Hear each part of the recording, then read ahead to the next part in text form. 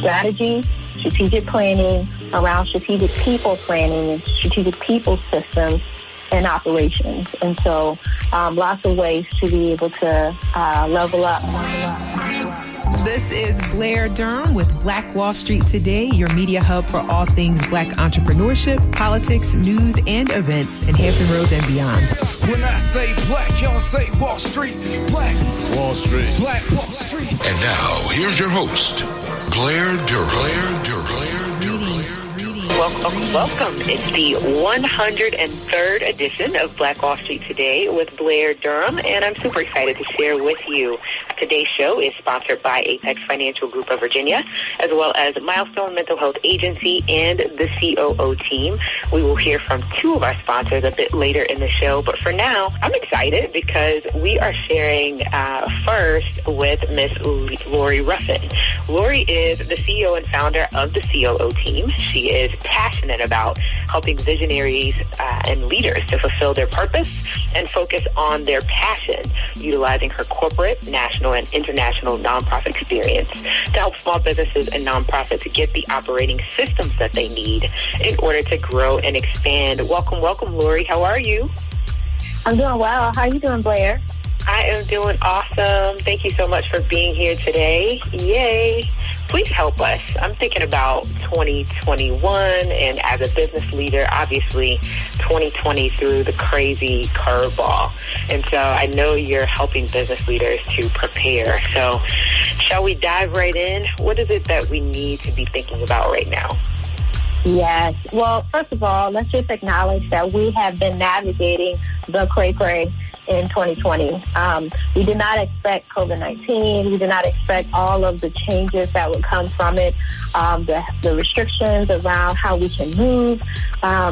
For those of us who have brick and mortar places, we didn't expect to have to close if we were non-essential. We didn't expect to have to navigate children being at home while our workforce is trying to get the job done and fulfill their mission. There's so many ways that we've had to pivot. And so pivot has been the word of the year. Now that we're in the fourth quarter, we are preparing for 2021, and there's still a lot of uncertainty. However, we definitely do not want to go into 2021 without a plan. It is not the time. A lot of organizations, to be shooting from the hip, a lot of organizations, because they are founder-led and or led by a very charismatic leader, can kind of be in the habit of having, a mission and having, a products and services that they offer. But beyond that, we're shooting from the hip. We're kind of making it up as we go. And organizations that are operating with that approach as their strategy are finding themselves not able to make it and navigate the unexpected twists and turns. So right now is the time to really be looking ahead to 2021 and getting a plan in place so that we can hit the ground running with intention, knowing that there's still a lot of uncertainty, but we're not kind of off the cuff, just making it up as we go. A great point that you make about founder-led organizations, charismatic leaders, and how, there tends to be, in some cases, a lack of strategy. And so what are some of the steps, the specific steps that you are helping business leaders to take as they're looking at 2021? Yeah, so we're encouraging folks to look back first. Before we can look forward, we need to look back. And so it would be good if you haven't been watching your numbers, one, to take a look. What has your revenue been like this year? If you're a for-profit business, if you're a nonprofit, what has been your income? What kind of top line growth in dollars have you brought in? Then what have your expenses been like? Really taking a look and seeing how have we done financially this year?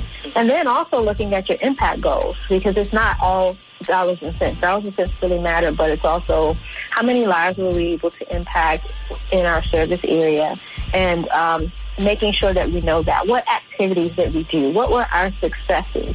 What were our failures or learning opportunities?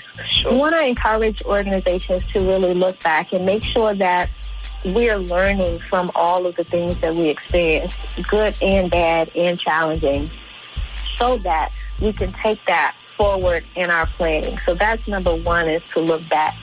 Number two is to look forward and say, okay, let's fast forward all the way to December 31st, 2021.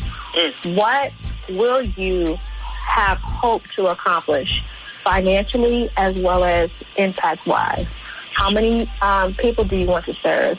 How much have you hoped to raise and or earn by the end of the year? And really establishing that far-range goal so that we can then do step 3, which is to break it down by quarter. The saying goes, how do you eat an elephant? And then the reply is one bite at a time. That's very true. If you think about a whole 12-month period, there's going to be, that's 4 seasons. That's a lot. That's 52 weeks. That's a lot of time. And so to think of it, to keep, initially you want to think of it as a whole, but to approach it in that way is too overwhelming. So what we're going to encourage you to do is to break it down and say, okay, so in the first 90 days of 2021, if we have established X, Y, and Z as our goals, what do we need to do? What do we need to put in place within the first 90 days to set us up to be able to deliver against those goals?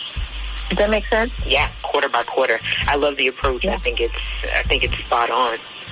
Yeah, and definitely, again, an asset to those founder-led companies. I love it. So, okay, how does the COO team come alongside these leaders?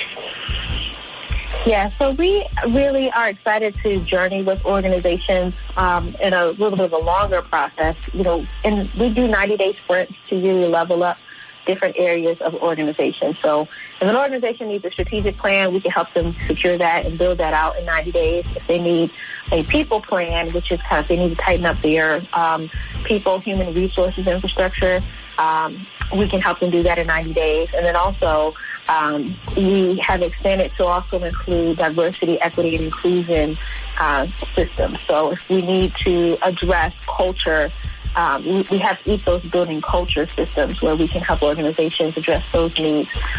We have 90-day sprints where we can help organizations do that.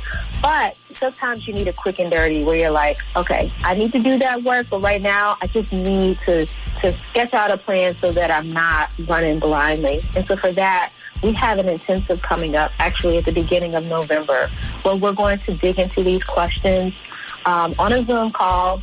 We're going to take a 3-hour chunk of time and work with leaders to really help them be clear about where they are and what they need to get into place for next year so that you're not coming into 2021, with no plan. So wow, those are some of the ways that we're helping.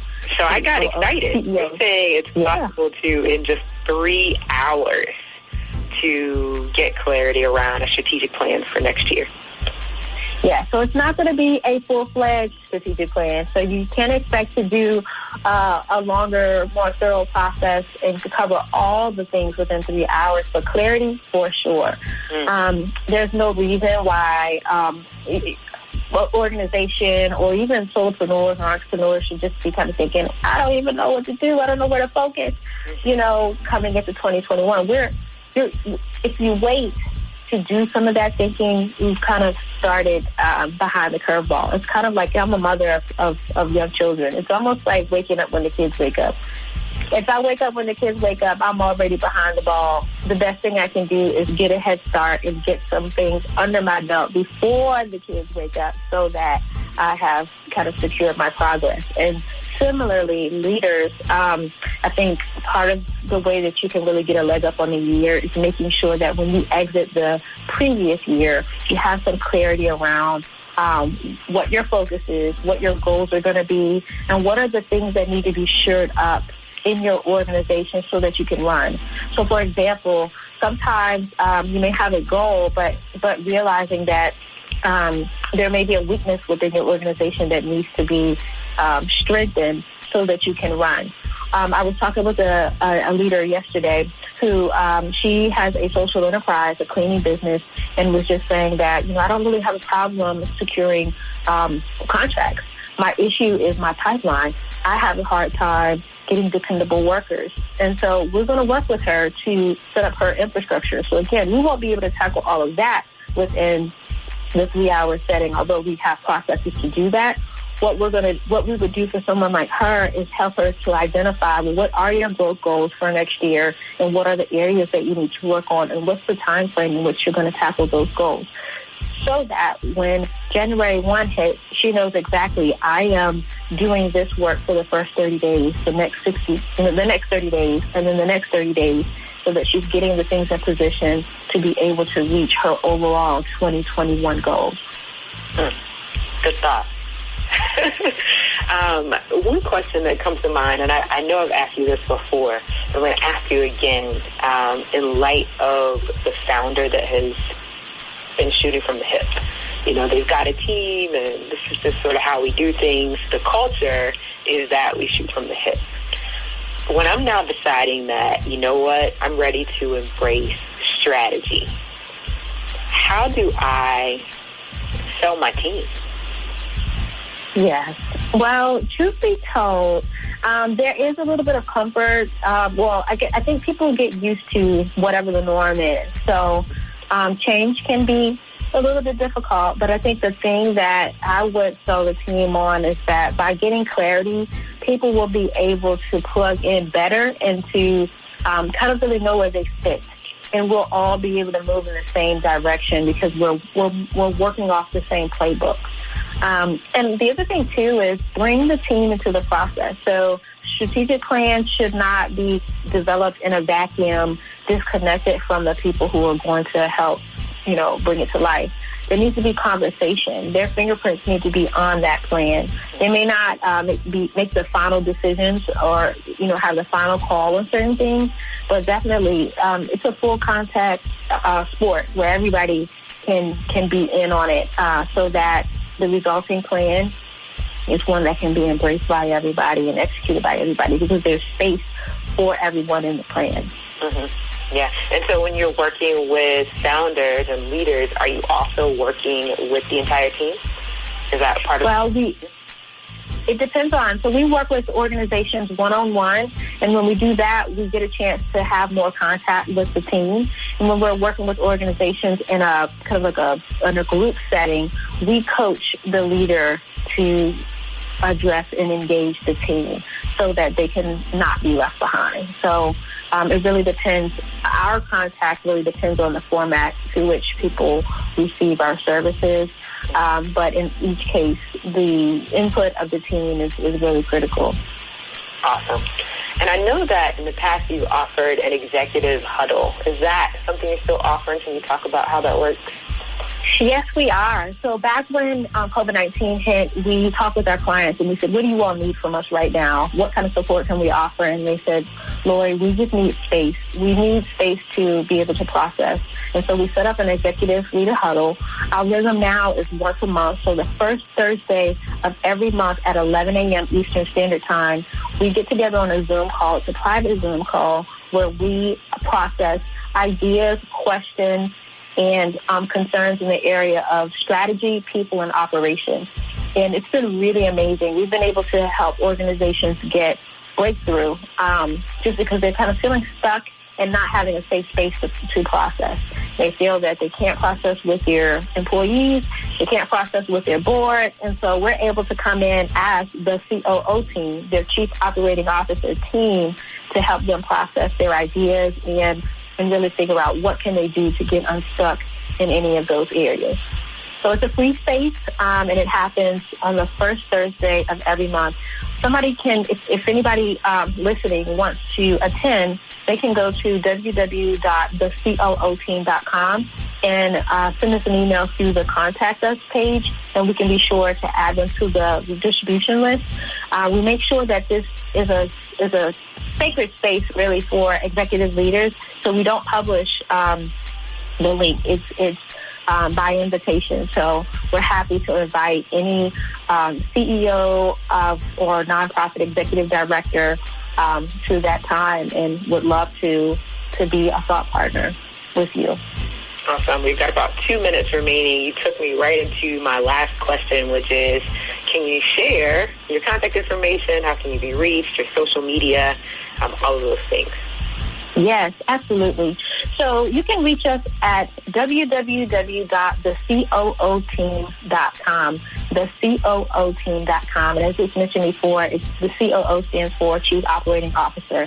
And so if you find yourself leading an organization where you are the executive and you're wearing a ton of hats, you're feeling the overwhelm and the stress of having to do things that are outside of your expertise. It could be you're needing to do HR activities. We can help you build your strategies and your systems so that you have that infrastructure within your organization, and you're able to take some of those hats off because you've got processes that do that for you. And so you can reach out to us on Facebook at the COO Team, as well as on LinkedIn at the COO Team. We've got videos and articles. We even have a YouTube channel that has videos where we have a ton of information around strategy, strategic planning, around strategic people planning, and strategic people systems and operations. And so lots of ways to be able to level up your infrastructure so that you can have the impact and the income that you are aiming for. Wow. I'm a huge fan of your work, and just very, very grateful that you had the idea that, this is something that small business owners and nonprofit executives really, really need. I know that you're definitely doing a big work by coming alongside these leaders in the capacity that you do. So kudos to you, Lori, and thank you for being a sponsor of Black Wall Street today. This show is brought to you by Positive Vibes Incorporated, our consulting services. We do credit fixes, tax resolution, we lend private money to real estate investors, and we do debt consolidations. Basically, we put money in your pocket when you need money. We put money in your pocket when you need money. 757-932-0177. Throughout the United States, credit fixes, tax resolution, lending private money to real estate investors, and debt consolidation.